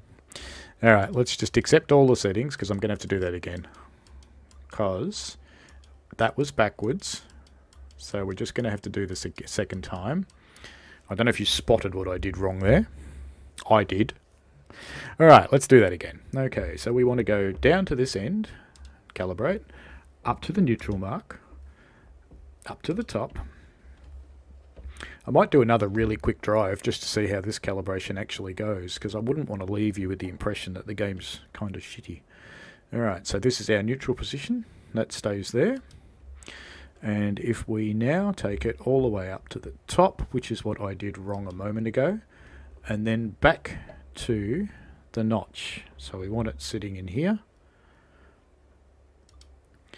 Now, just bring that back to the 0 position. This one is our automatic brake. Let's try and make brakes sound sexy. And then into emergency. You can tell I'm having amusement, can't you? We talked about the bail off positions earlier and what it's for, and I see that the little camera on the Raildriver is bouncing up and down, so you're probably getting seasick. Alright, we want our light wiper switch to the left position, which we have got, centre position, which we have got, right position, which we have got, and left position on the lights, middle position on the lights, and the extreme right position on the lights. This is the Donald Trump position. What an interesting human that man is. Okay, so I have recalibrated that. So what I'm going to do now is pop out of here. And I am going to just quickly drive just a little way. And let's get out of this thing. Let's have maybe some... Oh, let's just leave it clear. I'm going to grab one of these things again. And I am going to grab... That's fine. Let's leave the weather as it is in spring. Let's do it in daytime, but I want to be in the high-speed section. So I want to be going... Is there anything that goes from...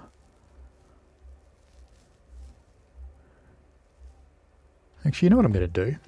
I'm going to run a scenario, because one of the scenarios does actually... Is it that one?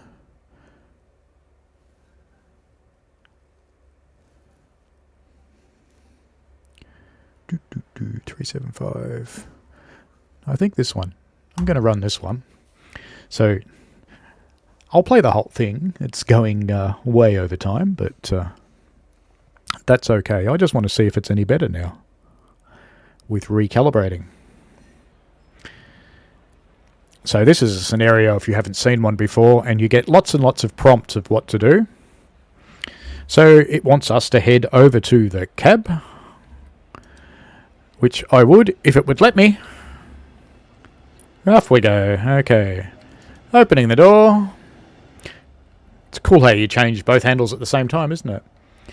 And it wants me to sit in the driver's seat. Okay, so this train is not ready, so we have to get it going. So first up, zoom in down here. We're going to put in the master switch.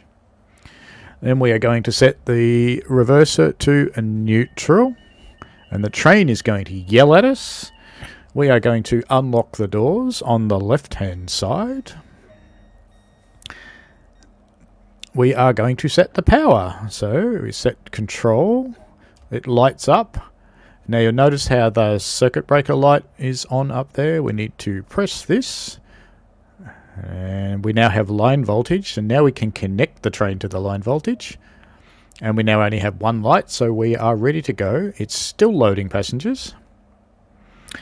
Let's turn on the warning devices and the signalling and acknowledge all of that.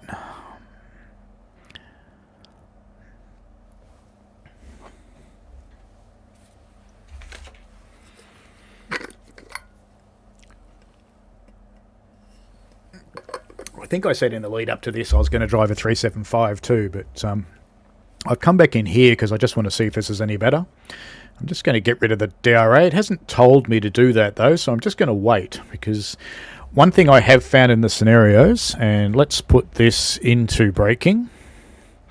One of the things I found in scenarios is if you don't do what it wants you to when it wants you to do it, it gets upset sometimes.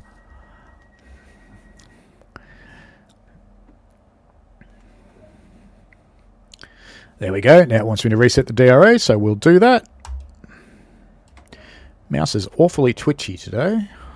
Alright, so we're going to put into forward. So if we come back down here and look at this thing, we want to go back that way to go into forward.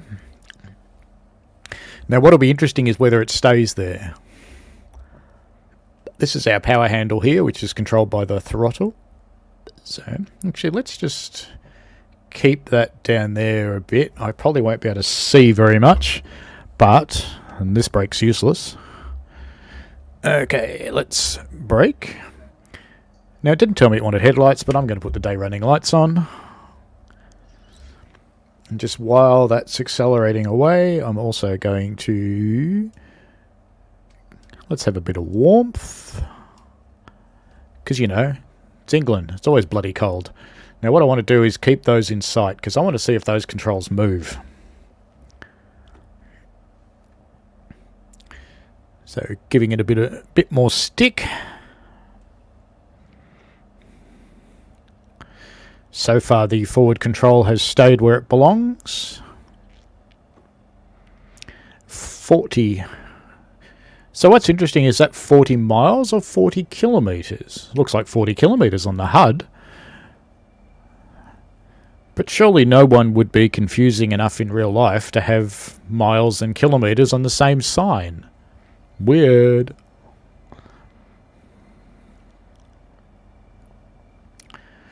There's no sign of that handle moving at all, which is good.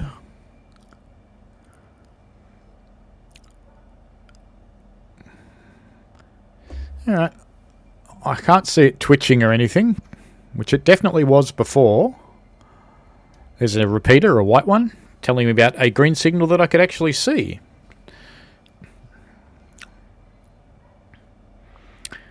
No bing. Why didn't I get a bing? Here's another repeater, also a white one, telling me that the next signal is at proceed.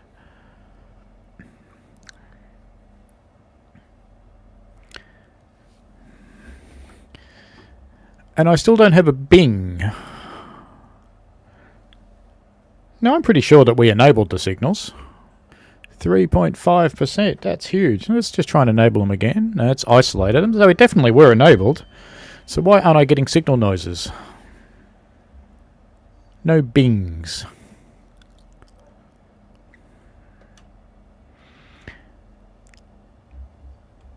It's just another one of those things to play with, I guess.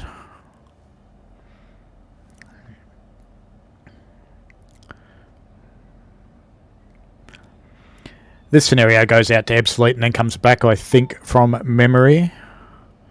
So we have a hard limit of 80, so we will do that. And now we have a hard limit of 200, so we shall crank it.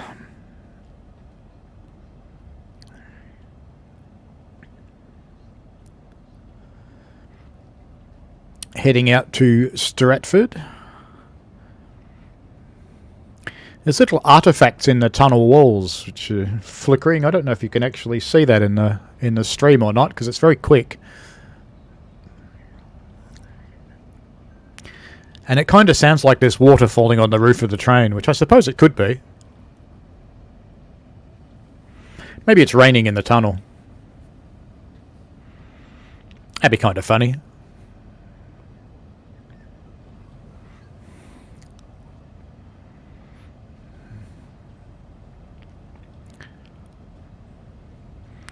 Going to start easing back because we're approaching our speed. And we're still going down a 1% gradient.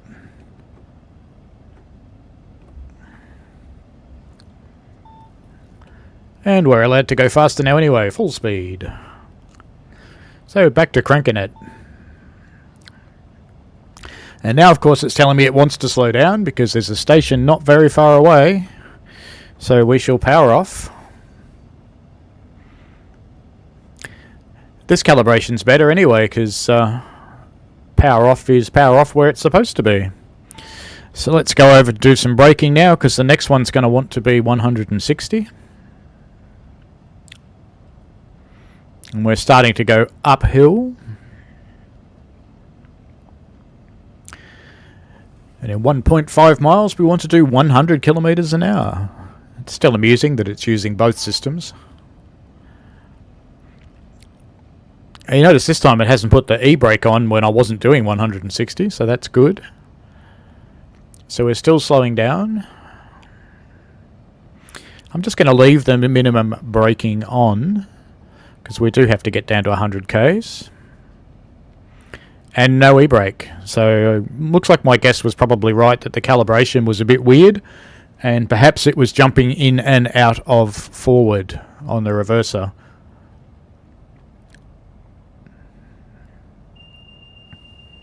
Reset that. No e-brake. Ah, now we get an e-brake. That's interesting. So it's not the calibration. Now I'm not sure whether I was actually doing over 100 then or not. And I don't think we've reached the zone where we're supposed to be doing 100. So what the... And it resets the same way. Just put it into emergency and leave it there. Yeah, I'm definitely going to have to cut this out and put this in as a bug, I think. Oh well. I will keep driving the scenario. I have lost an individual. But anyway, I am going to stop this at the next station anyway.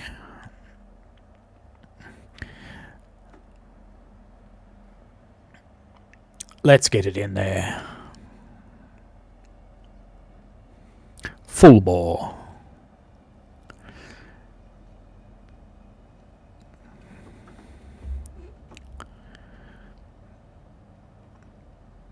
We're almost at this one. I'm going to end the stream once I get it stopped in this station.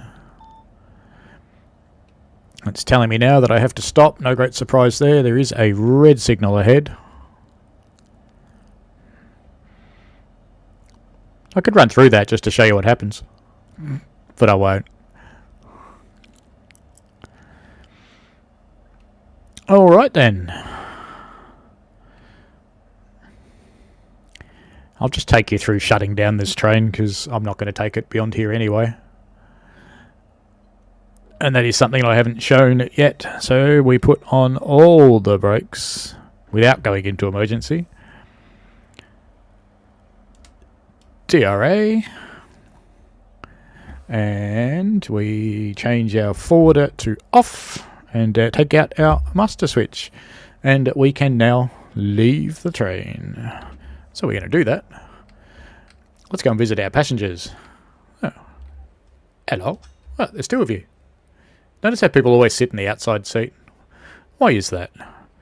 It's because they don't want someone sitting next to them. Let's see who else we've got.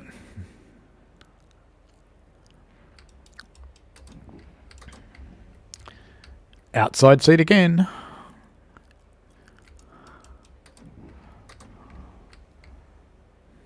Outside seat.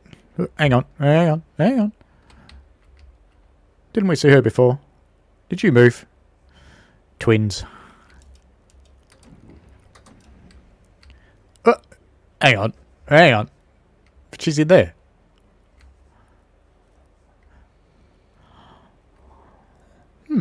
Okay. Now I reckon that's the same face. And now the same face in a hoodie. At least some of these people are on the inside seat. Some of these people are actually different, but hey, there she is again. Same face. And into the other cab. I think I'd confuse things if I drove off with that. So I won't.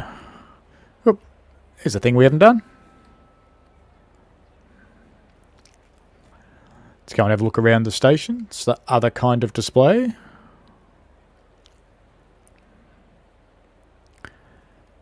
Can we go up the escalator? No, can't go up the escalator. What about the stairs? Can I go up the stairs? No. I can jump on the tracks. Let's jump on the tracks. Are there any signs and collectibles over here to do? Ah, here's one. So this is what the route maps look like before you put data on them. Ooh, an announcement.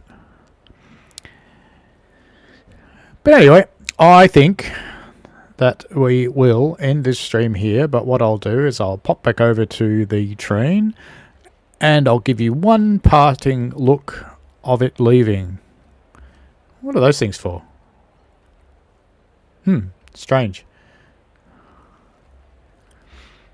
So let's sit over here so we can gunsel this thing out of here. All these people are looking at their watches going, where's my train? Why is that one still sitting there? That's a bit dumb. Actually, we can't gunsel it out of here because we're shut down, aren't we? All right, let's wake it up again so we can gunsel it out.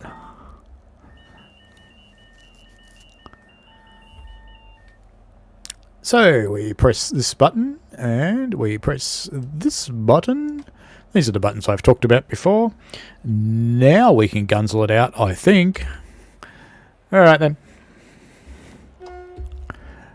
Brakes off. And crank it. But it's not powering, is it? Oh dear. Oh, you know why? Because I didn't shut the doors. There they go. Now what happens if I open them again now? Nothing. It let me do that before, didn't it? Alright, Fang, off you go.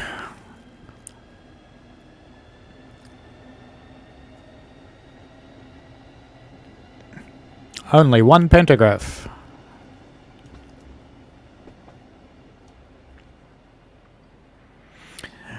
Alright, well that brings us to the end of our stream for today. So I hope you enjoyed it. Just remember that next week's stream will be on the new YouTube channel and the new Twitch channel. I will probably do a test stream there. Just stop this thing. I will probably do a test stream there, probably this morning actually, because I just want to make sure it all works and get Restream up and running and make sure that stuff all works. And we'll see how that goes. So you never know, if you see me pop up there, you'll know what's going on. Alright, so it's been great having some viewers today. Really appreciate you coming along. You're welcome to subscribe to this channel if you want to, but this channel is going to go back to being about photography. And probably general train videos like it always has been, and I might put normal train videos up on the other one as well. We'll see what the audience likes over there, but I will continue streaming every week, and I will be doing that on Train Simulator Driver. So enjoy. I will put a link to that into the video. I'll edit in a card or something at the start and at the end, I think.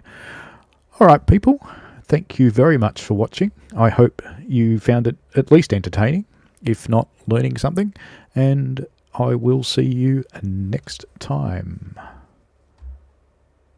Bye.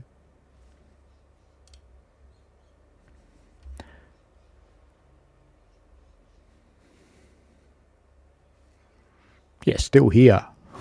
Why are you still here? You've got to go home, you know. Well, actually, you don't have to go home. I don't care where you go. You can go anywhere you want.